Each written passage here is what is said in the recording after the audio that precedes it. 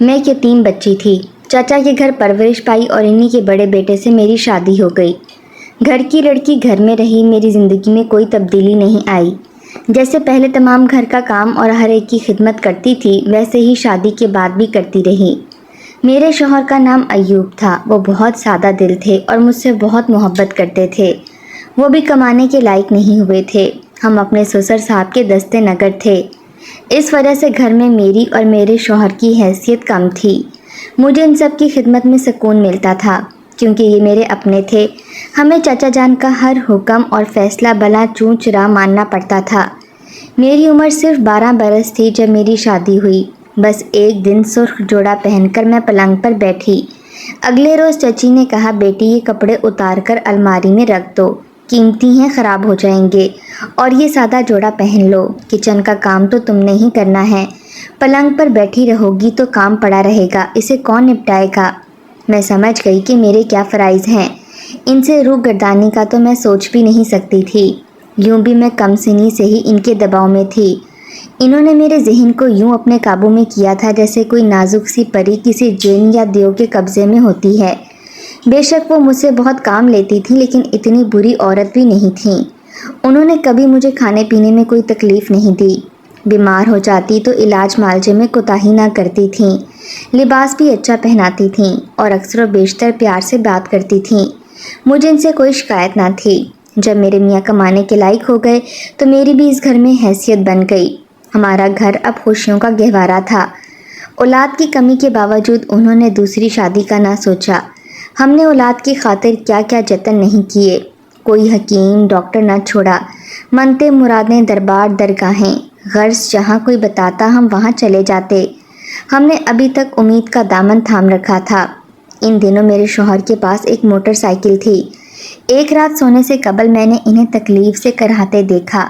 وہ بولے، آج میں موٹر سائیکل پر جا رہا تھا کہ اچانک ایک گلی سے ایک لڑکا نکلا اور میری موٹر سائیکل کے سامنے آ گیا۔ اس کو بچاتے ہوئے میں خود زخمی ہو گیا۔ ایوب کی تکلیف پر دل کانپ گیا۔ میں رونے لگی تو انہوں نے کہا، ابھی تو تم میری ذرا سی تکلیف برداشت نہیں کر پا رہی ہو، اگر میں مر گیا ہوتا تو پھر کیا کرتی؟ میں نے ان کے منہ پر ہاتھ رکھ دیا۔ خدا نہ کرے، آپ ہمیشہ سلامت رہیں، میں پہلے مروں گی، پھر ہم نے اکٹھے جئیں گے اور اکٹھے مرنے کی قسمیں کھائیں۔ وقت گزرتا رہا۔ اس واقعے کے تیسرے سال اللہ تعالیٰ نے میرے خاوند کو کاروبار میں اتنا منافع دیا کہ انہوں نے ایک نئی گاڑی خرید لی۔ ہم اس نئی گاڑی میں کسی کی بتائی ہوئی جگہ پر گئے، بچے کے لیے دعا مانگی اور وہاں ایوب کے دوست کے ہاں ایک دن ٹھہر گئے۔ میرے شوہر کو مجھ سے اتنی محبت تھی کہ جہاں ہم جاتے ایوب نہ صرف بہت اصرار کرتے بلکہ سب سے اچھا سوٹ پہننے کو کہتے، بلکہ تمام زیور بھی مجھے پہنا دیتے۔ اس دن بھی میں نے سب سے اچھے کپڑے پہنے اور کافی زیور پہنا ہوا تھا۔ میری نند بھی ساتھ تھی۔ ایک جگہ گاڑی کھڑی کر کے ہم نے کولڈ ڈرنک پی، ہنستے مسکراتے خوش واپس آ رہے تھے کہ اچانک ایک تیز رفتار ٹرک سامنے آ گیا۔ مجھے بس ایک دھماکہ سنائی دیا، اس کے بعد مجھے نہیں معلوم کہ کیا ہوا۔ میرے شوہر کا تمام جسم گاڑی میں پھنس کر زخمی ہو چکا تھا، انہیں رک رک کر سانس آ رہا تھا اور جسم سے خون ابل کر گاڑی کو رنگین کر رہا تھا۔ مجھے بھی کافی چوٹیں آئی تھیں، زخموں سے خون بہہ رہا تھا اور میری سانس بھی برائے نام چل رہی تھی۔ البتہ میری نند جو پچھلی نشست پر بیٹھی تھی، اسے بہت معمولی چوٹیں لگی تھیں، وہ پوری طرح ہوش و حواس میں تھی۔ جائے حادثہ پر بہت لوگ اکٹھے ہو گئے۔ ہمارے پیچھے ایک گاڑی آ رہی تھی جس میں میاں بیوی سفر کر رہے تھے۔ در حقیقت انہی لوگوں نے ہماری مدد کی، وہ ہمارے محسن تھے۔ انہوں نے اپنی کار روکی اور ہمیں کچھ لوگوں کی مدد سے نکالا۔ انہوں نے دیکھا کہ میرے شوہر کی سانس باقی ہے، جبکہ بے حس و حرکت ہونے کی وجہ سے میں تقریباً مر چکی تھی۔ وہ ہمیں جلد از جلد ہسپتال لے گئے۔ اس عورت نے کسی کو بھی ہمارے قریب نہ آنے دیا اور تمام زیور اور گھڑی اتار کر پرس میں رکھ لی۔ لوگوں کی مدد سے کار میں ہمیں ڈالا اور پولیس کی کارروائی کا انتظار کیے بغیر ہسپتال لے آئے۔ یہاں میرے شوہر اور میں انتہائی نگہداشت کے وارڈ میں داخل کر لیے گئے، جبکہ میری نند کی مرہم پٹی کر کے اسے رخصت کر دیا گیا۔ میری نند نے گھر فون کر کے اطلاع دی، اطلاع ملتے ہی گھر والے ہسپتال آ گئے۔ شاید میرے شوہر کی سانسیں گھر والوں کے انتظار میں ہی کمزور ہو گئی تھیں، ان کے آتے ہی انہوں نے دم توڑ دیا۔ اب ڈاکٹروں نے میری جان بچانے کی ہر ممکن کوشش کی۔ ان محسنوں نے تمام زیور اور سامان میرے گھر والوں کے حوالے کر دیا۔ جب مجھے ہوش آیا تو میں یادداشت کھو چکی تھی۔ سب گھر والے میرے گرد جمع تھے مگر میں انہیں پہچان نہیں پا رہی تھی۔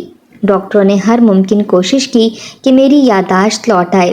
اگرچہ میں میٹرک پاس نہیں تھی لیکن میرا ذہن اس طرح کام کر رہا تھا جیسے کسی اعلیٰ تعلیم یافتہ آدمی کا ذہن ہوتا ہے۔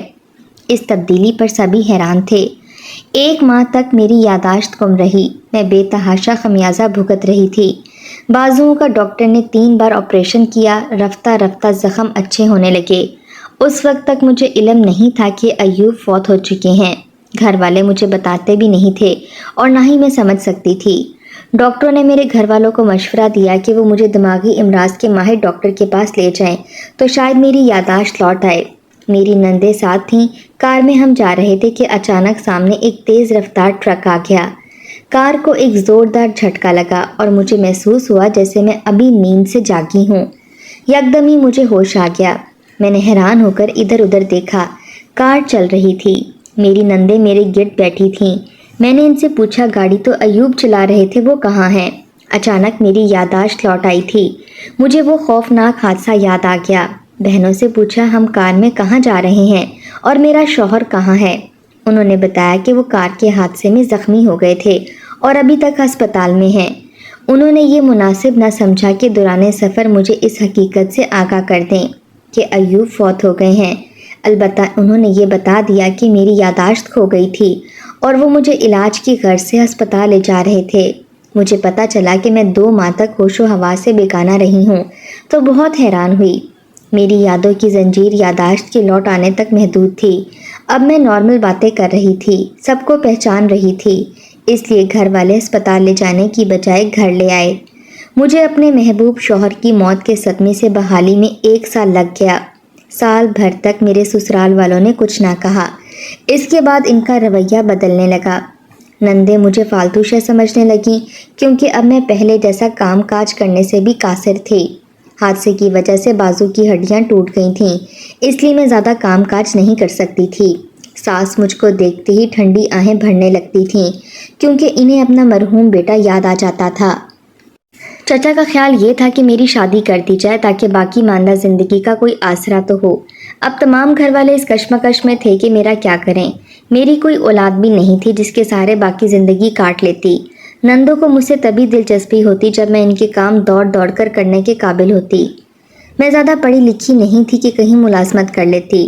بیکار آدمی کسی کو بھاتا نہیں، وہ تو ایک مستقل بوجھ ہوتا ہے۔ اب سوائے دیور کے گھر میں کسی کو میرا خیال نہ تھا۔ حیران تھی کہ جس گھر کو پیدائش کے وقت سے اب تک اپنا گھر سمجھتی آ رہی تھی اب وہی میرا نہیں رہا تھا۔ اپنے ہی گھر میں اجنبی بن گئی تھی۔ مجھے اجنبیت سے دوچار کرنے والے کون تھے؟ وہی لوگ جنہیں میں اپنا کہتی تھی اور اپنا سمجھتی تھی۔ یہ صورتحال میرے لیے ناقابل برداشت ہوتی جا رہی تھی، لیکن میں مجبور تھی۔ دوسری شادی کا تصور بھی نہیں کر سکتی تھی۔ مجھے اپنے مرحوم شوہر سے اتنی محبت تھی کہ اب تو ان کی یادیں ہی میری زندگی کا سرمایہ تھیں۔ چچا بھی عجب گو مگو کی کیفیت میں تھے۔ ایک طرف بیٹے کی موت کا صدمہ تھا اور دوسری جانب بھتیجی کی آئندہ زندگی کی فکر۔ ابھی میری نندوں کی شادیاں بھی ہوئی تھیں۔ یہ لوگ میری دوبارہ شادی کے تذکرے کرنے لگے تھے۔ ایک تو شوہر کی موت کا اتنا صدمہ تھا کہ جانے میں زندہ کس طرح تھی۔ میری تو دنیا الٹ گئی تھی۔ ایک لمحے میں سب کچھ بدل کر رہ گیا تھا۔ مجھے چپ سی لگ گئی تھی۔ سوچ بھی نہیں سکتی تھی کہ ایسا ہو جائے گا۔ میرے سسرال والے جانے کیوں اتنے پریشان تھے۔ دن رات ایک ہی بات سوچتی تھی، کیا بنے گا، یہ زندگی کیسے گزرے گی۔ صرف ایک میرا دیور ایسا تھا جو کہتا تھا اس کے حال پر چھوڑ دو، جو اس کا نصیب ہوگا وہی ہو جائے گا، آپ لوگ کیوں اس کو پریشان کرتے ہیں۔ جب میں نے دیکھا کہ اس گھر میں ایک دیور ایسا ہے جو میرے بارے میں ہمدردی سے سوچتا ہے تو میں اسے اپنا ہمدرد سمجھنے لگی۔ سوچتی تھی کہ گھر میں بس ایک انسان ایسا ہے جس کو میرے دکھ کا احساس ہے اور وہ میرا دیور تھا۔ وہ نہیں چاہتا تھا کہ میری مرضی کے بغیر کوئی مجھے دربدر کر دے۔ وہ کہتا تھا کہ یہ گھر زہرا کا ہے، جیسے پہلے تھا ویسے ہی اب بھی ہے۔ اگر کسی نے اس کی کفالت کو بوجھ سمجھا تو میں اس کی کفالت کروں گا۔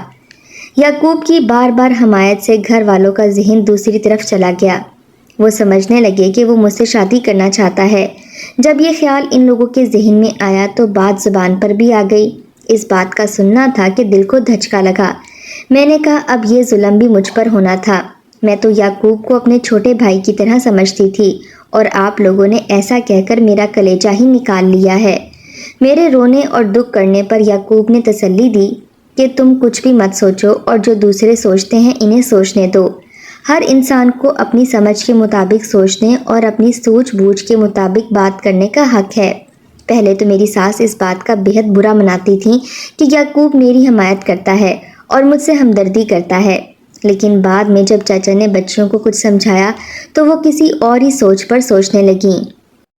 ایک دن جب میں بخار میں پڑی پھنک رہی تھی وہ میرے کمرے میں آئیں، ہمدردی سے میرے ماتھے پر ہاتھ رکھ کر بولیں، بیٹی میں نہیں چاہتی کہ تم ہمارے گھر سے کہیں اور جاؤ۔ اگر تم مان جاؤ تو ہم تمہاری شادی یعقوب سے کرنے کو تیار ہیں، کیونکہ رات تمہارا خاوند میرے خواب میں آیا تھا، اس کے ہاتھ میں پھول تھے، اس نے مجھ سے کہا ماں یہ پھول یعقوب اور زہرا کو دے دو۔ اس خواب سے میں نے یہی مطلب نکالا کہ تمہاری شادی یعقوب سے کر دوں تاکہ تم کو اپنا گھر چھوڑ کر کہیں نہ جانا پڑے۔ ایک تو بخار کی گرمی میرے وجود کو جلا رہی تھی، اوپر سے ساس نے ایسی بات کہی کہ میں جہنم جیسے الاؤ میں جلنے لگی۔ میں نے ساس کی طرف سے نفرت سے منہ پھیر لیا اور کہا مجھے چند دن کی مہلت دے دیجیے، ٹھیک ہو جاؤں گی تو خود ہی کہیں چلی جاؤں گی۔ میرا یہ جواب سن کر وہ خاموش ہو گئیں اور کمرے سے چلی گئیں۔ میں سوچنے لگی کہ یہ لوگ کتنے خود غرض ہو گئے ہیں، کیا ان سے میرا کوئی دوسرا رشتہ نہیں ہے سوائے بہو ہونے کے؟ اگر میں ان کی بہو نہیں رہتی تو اس گھر میں رہنے کا کوئی حق نہیں ہے، اپنے کمرے میں منہ لیٹے پڑی رہتی اور گھر کے تمام افراد سر جوڑ کر میرے بارے میں مشورے اور منصوبہ بندیاں کرتے رہتے تھے۔ میں نے سوچ لیا تھا کہ ان لوگوں کا ساتھ نہیں دوں گی، یہ گھر چھوڑنا پڑا تو چلی جاؤں گی۔ 6 ماہ تک اندر ہی اندر کھچڑی پکتی رہی، کسی نے مجھ کو کچھ نہ کہا۔ ایک دن چاچا اور چاچی آئے اور کہنے لگے بیٹی ہم تیرے بزرگ ہیں، یہ تو تم مانتی ہو، ہم یہ نہیں چاہتے کہ تم ہمارا گھر چھوڑ کر کسی اور گھر جاؤ۔ پہلے تو ہماری بہو تھی، اب بیٹی بھی، تمہارے بارے میں سوچنا ہمارا فرض ہے۔ ہم نے یعقوب کو سمجھایا ہے اور وہ مان گیا ہے، اب تم بھی مان جاؤ تاکہ 2 بول نکاح کے پڑوا کر ہم ایک طرف ہو جائیں اور بڑا بوجھ ہمارے سر سے اتر جائے۔ اس وقت میں نے ان سے الجھنا مناسب نہ سمجھا، بس اتنا کہا کہ آپ مجھے 2-4 دن سوچنے کی مہلت دیجیے۔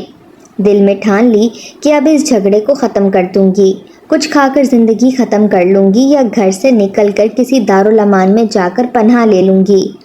اس رات بہت رو رو کر دعائیں مانگ کر سوئی کہ اے اللہ تو ہی میری رہنمائی کر اور مجھے کوئی اچھا راستہ دکھا دے۔ یعقوب سے تو شادی کا سوال ہی پیدا نہیں ہوتا تھا۔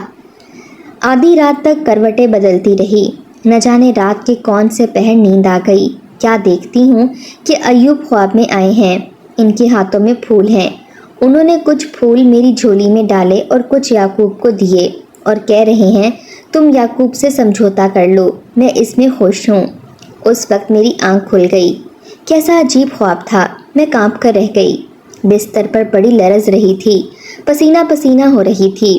کچھ عرصے پہلے یہی خواب میری ساس نے دیکھا تھا اور میں سمجھتی تھی کہ وہ ایک جھوٹا خواب مجھے سنا کر اپنا مطلب نکالنا چاہتی ہیں۔ او میرے خدا، تو کیا وہی خواب میرے لاشعور نے دہرایا تھا؟ واقعی خواب تھا یا واقعی خواب میں ایوب آئے تھے؟ صبح تک میں جاگتی رہی اور سوچتی رہی، یہاں تک کہ اذان کی آواز میرے کانوں میں آئی تو میں ایک حتمی فیصلے پر پہنچ چکی تھی۔ میں نے سوچ لیا کہ چاچا اور چاچی میرے بزرگ ہیں اور انہیں میرے بارے میں سوچنے کا حق ہے۔ میں نے کلی طور پر اپنے آپ کو ان کے حوالے کرنے کا فیصلہ کر لیا۔ جب چاچی نے میرا فیصلہ پوچھا تو میں نے انہیں کہہ دیا چاچی جان جیسے آپ کی مرضی، میں آپ کی بیٹی ہوں اور ماں بیٹیوں کے بارے میں برا نہیں سوچ سکتے۔ یوں میں نے ہتھیار ڈال دیے، انہوں نے اپنے چھوٹے بیٹے کا نکاح مجھ سے کر دیا۔ کئی دن میں بجھی بجھی سی رہی، دل اپنے پہلے شوہر کو بھلا نہیں پاتا تھا اور دیور کو بطور شوہر ذہن قبول کرنے پر آمادہ نہیں ہوتا تھا۔ وقت بڑا طاقتور منصب ہے، یہ ظالم و جابر حکمران ہے، اس کے سامنے کسی کی نہیں چلتی۔ رفتہ رفتہ ماضی کے گھاؤ بھرنے لگے، ذہن نے یعقوب کو بطور شوہر تسلیم کرنا شروع کر دیا۔ یعقوب نے بھی میری مدد کی، وہ مجھے سمجھاتا ہم سب تمہاری بہتری چاہتے ہیں اور ہم سب تم سے پیار کرتے ہیں، اس لیے برحال جو وقت تھا وہ گزر گیا۔ وقت گزرنے کے ساتھ ساتھ میرے جسم میں توانائی آنے لگی اور میں زندگی میں دلچسپی لینے لگی۔ ایک دن یعقوب نے بتایا کہ میں نے بھیا کو خواب میں دیکھا تھا، اپنے گلے سے پھولوں کا ہار اتار کر میرے گلے میں انہوں نے ڈالا تھا۔ جب یہ خواب دیکھا تو میں نے تم سے شادی کا فیصلہ کر لیا۔ یہ کتنی حیرت کی بات تھی کہ ہم سب جو اپنی اپنی جگہ پریشان تھے اور کسی فیصلے پر پہنچ نہیں پا رہے تھے، ایوب نے ہر ایک کے خواب میں آ کر ہماری مدد کی۔ ایک شخص کا بیان جھوٹا ہو سکتا ہے لیکن 3 کا نہیں۔ تبھی سے مجھے یقین ہو گیا کہ مرنے والوں کا اپنے پیاروں سے تعلق ضرور ہوتا ہے، بشرط یہ کہ ہم انہیں دل سے یاد کریں۔ رشتے نے ایک بار پھر مجھے اس گھر کے ساتھ ٹوٹی ہوئی زنجیر کو جوڑ کر جکڑ دیا۔ اگرچہ وہ حادثہ جس نے میرے شوہر کو مجھ سے جدا کر دیا تھا بھولتا نہیں ہے، میرا ذہن اب بھی کبھی کبھی خلاؤں میں بھٹکتا ہے۔ اکثر میں چہرے بھول جاتی ہوں، لیکن میری زندگی کو نئے راستے پر ڈالنے والے میرے محسن میرے چچا اور چاچی ہیں، جن کو علم تھا کہ میں بانجھ ہوں۔ اگرچہ میں بعد میں یعقوب کے کئی بچوں کی ماں بنی، پھر بھی انہوں نے دوسری بار مجھے اپنے گلے سے لگایا اور میری تمام بے رخی اور مخالفت کو سہ گئے، ورنہ جس یتیم بھتیجی کا شوہر فوت پا چکا ہو، اس سے پیچھا چھڑانا کون سا مشکل کام ہے۔